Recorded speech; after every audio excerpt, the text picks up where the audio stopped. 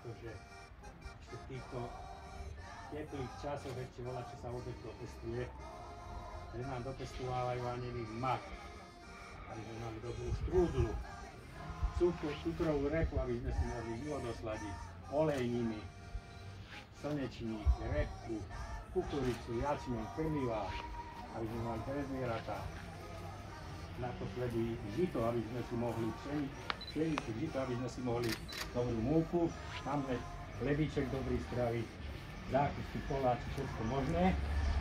Súviny. A vynikajúce. za to im je veľká vďaka, víme, že je to ťažké, lebo aj my záhradkári víme, že v zime nemrzne, keď má, potom sú záplavy, stojí voda na rolách, potom dojde ľadovec, keď všetko kvitne, stále zle a zle.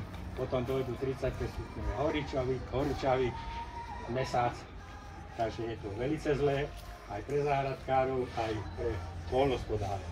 Ale aj tak, vďaka im, a keďže pán Fukas nie je prítomný v Lehote, tak mám odozdať veniec starostovi obce. Ďakujem. Takže starosta, nech sa páči, zober si to, otočíme sa, môže to odkutiť ešte s nami.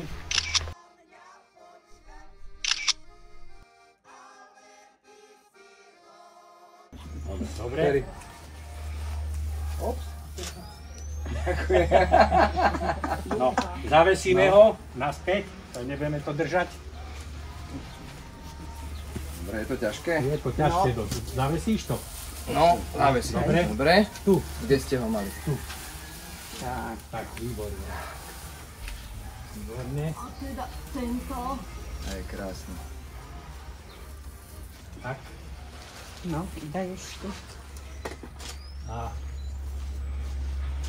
pani Janka ti odozdá ešte tento venec, ktorý má byť taký menší pojazdný. Prenosný. Na obecný úrad.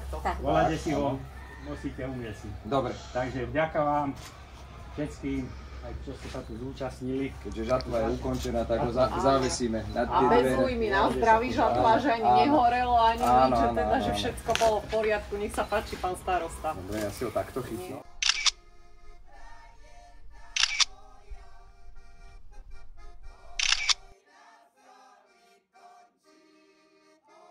Ešte raz ďakujem, Feri, tebe, ďakujem všetkým, ktorí sa o toto pričinili, ďakujem všetkým záhradkárom a verím, že takýto krásny dožinkový veniec sa nám aj budúci rok podarí a že dobrá žatva bude tiež budúci rok, nielen tento. Takže vidíme sa budúci rok. Ďakujeme.